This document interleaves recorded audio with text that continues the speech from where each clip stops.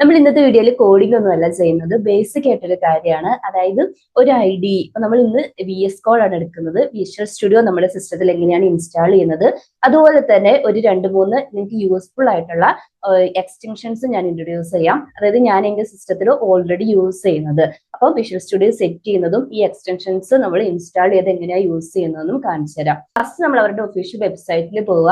അപ്പൊ ഇതാണ് അവരുടെ വെബ്സൈറ്റ്. നിങ്ങൾക്ക് വേണമെങ്കിൽ ഞാൻ ലിങ്ക് ഡിസ്ക്രിപ്ഷൻ ബോക്സിൽ കൊടുത്തേക്കാം, അല്ലെങ്കിൽ നിങ്ങൾ ജസ്റ്റ് സെർച്ച് ചെയ്ത് നോക്കിയാലും മതി, VS Code എന്ന് പറഞ്ഞിട്ട്. ഇവിടെ കാണുന്നില്ലേ, ഫസ്റ്റ് ലിങ്കിൽ ക്ലിക്ക് ചെയ്യുക. എന്നിട്ട് ഡൗൺലോഡ് ഫോർ നിങ്ങളുടെ ഓപ്പറേറ്റിംഗ് സിസ്റ്റം ഏതാണോ അതിനനുസരിച്ച് കേട്ടോ, വിൻഡോസ് എന്ന് കൊടുക്കുക. അപ്പൊ എന്റെ വിൻഡോസ് ആണ് ഓപ്പറേറ്റിംഗ് സിസ്റ്റം. ഈ ഡൗൺലോഡിൽ പോവുക. ഇവിടെ ഡൗൺലോഡ് ക്ലിക്ക് ചെയ്തിട്ടുണ്ടെങ്കിൽ നമ്മുടെ സിസ്റ്റത്തിൽ ഡൗൺലോഡ് ആവും. ഞാൻ ഓൾറെഡി ഡൗൺലോഡ് ചെയ്തിട്ടുള്ളതുകൊണ്ട് ഇതൊന്ന് ക്ലോസ് ചെയ്യുക കേട്ടോ. ഇനി ഡൗൺലോഡ് ഫോൾഡറിൽ പോകും. അപ്പം ഈ ഒരു സെറ്റപ്പ് വന്നിട്ടുണ്ടാവും. ഇതിനെ ക്ലിക്ക് ചെയ്യുക. പിന്നെ വിസാർഡ് ത്രൂ നമ്മൾ നോർമലി എല്ലാ സോഫ്റ്റ്വെയർസ് ഇൻസ്റ്റാൾ ചെയ്യുന്ന പോലെ തന്നെ ഫസ്റ്റ് എഗ്രിമെന്റ് അക്സെപ്റ്റ് ചെയ്യുക, നെക്സ്റ്റ് ക്ലിക്ക് ചെയ്യുക, നെക്സ്റ്റ് ക്ലിക്ക് ചെയ്ത് ഇൻസ്റ്റാൾ ചെയ്യുക കേട്ടോ.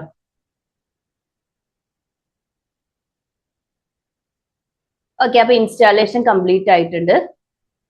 ഞാൻ ഈ വിഷ്വൽ സ്റ്റുഡിയോന്റെ വിൻഡോ ഒന്ന് ഓപ്പൺ ചെയ്തിട്ടുണ്ട് കേട്ടോ. ഇനി ഞാൻ 2-3 എക്സ്റ്റൻഷൻസ് ഫസ്റ്റ് ഇൻട്രൊഡ്യൂസ് ചെയ്യാം. അതിന് വേണ്ടിയിട്ട് ഞാൻ ഓൾറെഡി എക്സിസ്റ്റിംഗ് ആയിട്ടുള്ള എൻ്റെ ഒരു റിയാക്ട് പ്രൊജക്ട് ഇതിലേക്ക് ഇമ്പോർട്ട് ചെയ്യുവാണ്. നിങ്ങൾക്ക് വേണമെങ്കിൽ പുതിയ പ്രൊജക്ട് ക്രിയേറ്റ് ചെയ്യാം, വർക്ക് സ്പേസ് ക്രിയേറ്റ് ചെയ്ത് ഫയൽസ് ആഡ് ചെയ്യാം.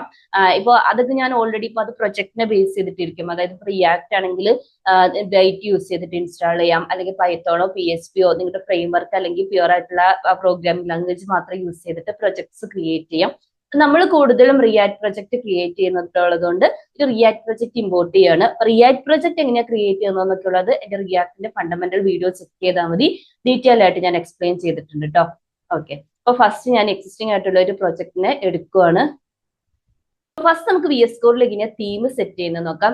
സോ നിങ്ങൾക്ക് എക്സ്റ്റൻഷൻസ് ഡൗൺലോഡ് ചെയ്യണമെങ്കിൽ ഇതിന്റെ ഈ എക്സ്റ്റൻഷൻ എന്ന് പറഞ്ഞിട്ടുള്ള ഐക്കണിൽ ക്ലിക്ക് ചെയ്യുക. അപ്പൊ ഞാൻ യൂസ് ചെയ്യുന്നത് ഡാർക്ക് മാജിക് എന്ന് പറഞ്ഞിട്ടുള്ള ഒരു തീമാണ് കേട്ടോ. ഇവിടെ കണ്ടില്ലേ, ഡാർക്ക് മാജിക് തീംസ്. ഇത് ക്ലിക്ക് ചെയ്യുക. ഞാൻ ഓൾറെഡി ഇൻസ്റ്റാൾ ചെയ്തിട്ടുണ്ട്. ഇവിടെ നിങ്ങൾക്ക് ഞാൻ ഇൻസ്റ്റാൾ ചെയ്തിട്ടുള്ളതുകൊണ്ടാണ് എനിക്ക് അൺഇൻസ്റ്റാൾ എന്ന് പറഞ്ഞ ഐക്കൺ വരുന്നത്. നിങ്ങൾക്ക് ഇത് ഇൻസ്റ്റാൾ ഐക്കണായിരിക്കും വരിക. ജസ്റ്റ് ഇൻസ്റ്റാൾ ചെയ്യാം. എന്നിട്ട് നിങ്ങൾക്ക് തീം സെറ്റ് ചെയ്യണമെന്നുണ്ടെങ്കിൽ ഞാൻ ഒരു പ്രൊജക്ടിന്റെ ഫയലും കൂടെ ഓപ്പൺ ചെയ്യാം. ഈ സെറ്റ് കളർ തീം എന്ന് പറഞ്ഞിട്ടുള്ള ഓപ്ഷനില്ലേ, അത് ക്ലിക്ക് ചെയ്യാം. അപ്പൊ ഇതിനകത്ത് നോക്കിയാൽ dark magic, Dracula, night node എന്നൊക്കെ പറഞ്ഞിട്ടുള്ള ഓപ്ഷൻസ് അല്ലേ. ഫസ്റ്റ് നമുക്ക് ഈ ഡാർക്ക് മാജിക് എടുത്ത് നോക്കാം. പിന്നെ അധികം യൂസ് ചെയ്യാത്തതാണ് ഈ ഡാർക്ക് മാജിക് ഡ്രാക്കുള എന്ന് പറഞ്ഞിട്ടുള്ളത്. അപ്പൊ ഞാൻ യൂസ് ചെയ്യുന്നത് ഏതാന്ന് വെച്ചാൽ ഈ ഡാർക്ക് മാജിക് നൈറ്റ് ഇല്ലേ, ഇതാണ്. ഇതൊരു വിഷ്വലി അപ്പീലിംഗ് ആയിട്ടുള്ള ഒരു തീമാണ് കേട്ടോ.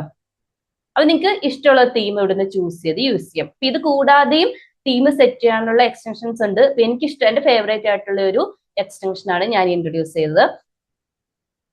ഇനി രണ്ടാമത്തെ എക്സ്റ്റൻഷൻ നമ്മുടെ ഈ കോഡിന്റെ സ്ക്രീൻഷോട്ടുകൾ കണ്ടിട്ടില്ലേ. ഇപ്പൊ നിങ്ങൾ വീഡിയോസിന്റെ ഒക്കെ തംബ്നെയിലൊക്കെ സ്ക്രീൻഷോട്ടുകൾ കണ്ടിട്ടില്ലേ, നല്ല ഭംഗിയുള്ള. അത് നിങ്ങൾക്ക് സ്ക്രീൻഷോട്ട് എടുക്കാൻ വേണ്ടിയിട്ടുള്ള എക്സ്റ്റൻഷൻ എന്ന് പറയുന്നത് കോഡ് സ്നാപ്പ് എന്ന് പറയും. ഇവിടെ കണ്ടില്ലേ മൂന്നാമത്തത്, അത് ഞാൻ ഓൾറെഡി ഇൻസ്റ്റാൾ ചെയ്തിട്ടുണ്ട്. ഇനി ഇതെങ്ങനെ യൂസ് ചെയ്യുന്നതെന്ന് വെച്ചാൽ നിങ്ങളുടെ കോഡിൽ വരിക Ctrl+Shift+P പ്രസ് ചെയ്യുക. ഇവിടെ കണ്ടില്ലേ കോഡ് സ്നാപ്പ് വന്നത്, ജസ്റ്റ് ഓപ്പൺ ചെയ്യുക. ഇനി ഏത് കോഡിന്റെ ആണോ നിങ്ങൾക്ക് സ്ക്രീൻഷോട്ട് എടുക്കേണ്ടത് ആ പർട്ടിക്കുലർ പോർഷനെ സെലക്ട് ചെയ്യാം. അല്ലെങ്കിൽ നിങ്ങൾക്ക് ഇത് മുഴുവനായിട്ട് സെലക്ട് ചെയ്യാം, അല്ലെങ്കിൽ നിങ്ങൾക്ക് ആവശ്യമുള്ള ഭാഗം മാത്രം, ഈ ഒരു പോർഷൻ മാത്രം മതിയെങ്കിൽ ഇത് സെലക്ട് ചെയ്യുക. ഡൗൺലോഡ്സിലേക്കാണ് സേവ് ചെയ്യുന്നത്. നിങ്ങൾക്ക് എന്തെങ്കിലും നെയിം കൊടുക്കാം കേട്ടോ. ഞാൻ ജസ്റ്റ് കോഡ് എന്നാണ് കൊടുക്കുന്നത്. നമ്മൾ ഡൗൺലോഡ് ഫോൾഡറിൽ പോയി ക്ലിക്ക് ചെയ്തിട്ടുണ്ടെങ്കിൽ ഇവിടെ കണ്ടില്ലേ ആ സ്ക്രീൻഷോട്ട് വന്നിട്ടുണ്ട്. നിങ്ങൾക്ക് ആവശ്യമുള്ള പോലെ യൂസ് ചെയ്യാം. ഇത് ക്ലോസ് ചെയ്യുവാണ്. ഇനി അടുത്ത എക്സ്റ്റൻഷനും എന്നോട് കുറെ പേര് ചോദിച്ചിട്ടുള്ളതാട്ടോ. അതായത് നമ്മൾ ജാവാസ്ക്രിപ്റ്റിന്റെ കോഡ് ടൈപ്പ് ചെയ്തുകൊണ്ടിരിക്കുമ്പോൾ തന്നെ അതിന്റെ റിസൾട്ട് വരുന്നത് കണ്ടിട്ടില്ലേ. ഇപ്പൊ console.logന്റെ ഒക്കെ റിസൾട്ട് സ്ക്രീനിൽ തന്നെ ലൈവായിട്ട് ചെക്ക് ചെയ്യുന്നത് കണ്ടിട്ടില്ലേ. അപ്പൊ അതിന് വേണ്ടിയിട്ട് quokka.js എന്ന് പറഞ്ഞിട്ടുള്ള എക്സ്റ്റൻഷൻ ഉണ്ട്. അത് ഞാൻ ഓൾറെഡി ഇൻസ്റ്റാൾ ചെയ്തിട്ടുണ്ട്. ഇത് നിങ്ങൾ ഇൻസ്റ്റാൾ ചെയ്യാം. ഇൻസ്റ്റാൾ ചെയ്തിട്ട് ഫോർ എക്സാമ്പിൾ നമുക്കൊരു നോർമൽ JS ഫയൽ ക്രിയേറ്റ് ചെയ്യാം. ഞാൻ test.js എന്നാണ് ഫയൽ നെയിം കൊടുക്കുന്നത്. ജസ്റ്റ് സേവ് ചെയ്യാം.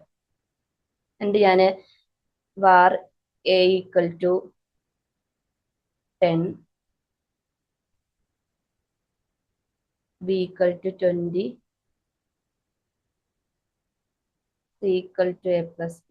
ജസ്റ്റ് ഒരു കോഡ് കേട്ടോ.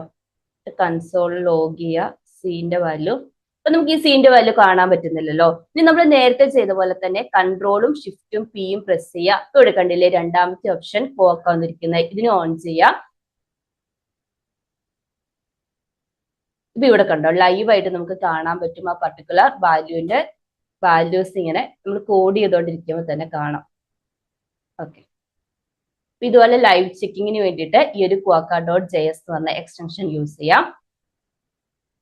ഇനി നിങ്ങൾ കണ്ടിട്ടുണ്ടാവും ഞാൻ ഈ കോമ്പോണൻസ് ക്രിയേറ്റ് ചെയ്യുന്ന സമയത്ത് കോഡ് സ്നിപ്പറ്റ് യൂസ് ചെയ്തിട്ടാണ് ഫങ്ഷണൽ കോമ്പോണൻസ്. ക്ലാസ് കോമ്പോണൻസ് ഇപ്പൊ നമ്മൾ അധികം യൂസ് ചെയ്യാറില്ലല്ലോ.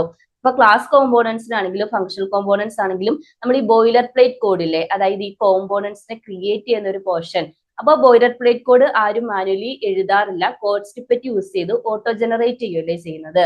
അപ്പൊ അതിന് വേണ്ടിയിട്ടുള്ള എക്സ്റ്റൻഷൻ ആണ് ഇതിപ്പോ നമുക്ക് റിയാക്ട് ജെഎസ്, അതുപോലെ റിഡക്സിന്റെ ലൈബ്രറി, GraphQL, റിയാക്ട് നേറ്റീവ് ഇതിനൊക്കെ യൂസ് ചെയ്യാം കേട്ടോ. അപ്പം ES7 ഇല്ലേ, അതിന്റെ സിന്റാക്സുകൾ സപ്പോർട്ട് ചെയ്യുന്നതാണ്. ES7 സെർച്ച് ചെയ്യാം, കൊടുക്കണ്ടോ Redux, React, GraphQL, React Native. ഈ ഒരു എക്സ്റ്റൻഷൻ ഡൗൺലോഡ് ചെയ്തിട്ടുണ്ടെങ്കിൽ നമുക്ക് അതൊരു സാമ്പിൾ ആയിട്ടുള്ള കമ്പോണന്റ് ക്രിയേറ്റ് ചെയ്യാം. ഞാനിവിടെ circle.txs എന്ന ഫയൽ കൊടുക്കുന്നത്. ഇത് RAFC കോഡ് സ്നിപ്പറ്റ് സെലക്ട് ചെയ്ത് കൊടുക്കുകയാണെങ്കിൽ, അതായത് യൂസ് ചെയ്യുവാണെങ്കിൽ നമുക്ക് ഇതുപോലെ ബോയിലർ പ്ലേറ്റ് കോഡ് ജനറേറ്റ് ചെയ്യാം, ഫങ്ഷണൽ കോമ്പോണൻസ് ജനറേറ്റ് ചെയ്യാം. ഇതൊക്കെ എങ്ങനെയാണെന്ന് വെച്ചാൽ നമ്മുടെ ഡെവലപ്മെന്റ് പ്രോസസ്സിനെ ഒന്നും കൂടെ സ്പീഡ് അപ്പ് ചെയ്യാൻ വേണ്ടിയിട്ട്. ഇതുപോലെ തന്നെ ഇപ്പൊ എന്തെങ്കിലുമൊക്കെ കോമ്പോണൻസിന്റെ അപ്പൊ ഇത് മാത്രമല്ല കേട്ടോ, ഇപ്പൊ എന്തെങ്കിലും കോമ്പോണൻസിനെ നമ്മൾ ഇമ്പോർട്ട് ചെയ്യുവാണെങ്കിലും അതുപോലെ തന്നെ ഹുക്സ് ക്രിയേറ്റ് ചെയ്യുമ്പോഴും റിഡക്സിന്റെ ആക്ഷൻസ് ഒക്കെ ഇല്ലേ, അതൊക്കെ ഇത് ഓട്ടോമേറ്റ് ചെയ്യും. അതൊക്കെ നിങ്ങൾ ഞാൻ ഈ ഒരു പർട്ടിക്കുലർ ലൈബ്രറീസ് ഒക്കെ യൂസ് ചെയ്യുമ്പോൾ ചെയ്യുന്നത് കണ്ടിട്ടുണ്ടാവും അല്ലെ. ഇൻഡെപ്ത് ഞാൻ പറയുന്നില്ല. ഇനി ഫൈനൽ ആയിട്ടുള്ള എക്സ്റ്റൻഷൻ എന്ന് പറയുന്നത് നമ്മളിപ്പം റിയാക്ടിന് ടെയിൽവിൻ CSS ഫ്രെയിംവർക്ക് യൂസ് ചെയ്യാറുണ്ട് അല്ലെ. ഞാൻ കൂടുതലും ടെയിൽവിൻ CSS ആണ് യൂസ് ചെയ്യുന്നത് CSSന് വേണ്ടിയിട്ട്. ഓക്കെ, അപ്പൊ അതിന്റെ ഇന്റലിജൻസ് ഓട്ടോ കംപ്ലീഷന് വേണ്ടിയിട്ട് ടെയിൽവിൻ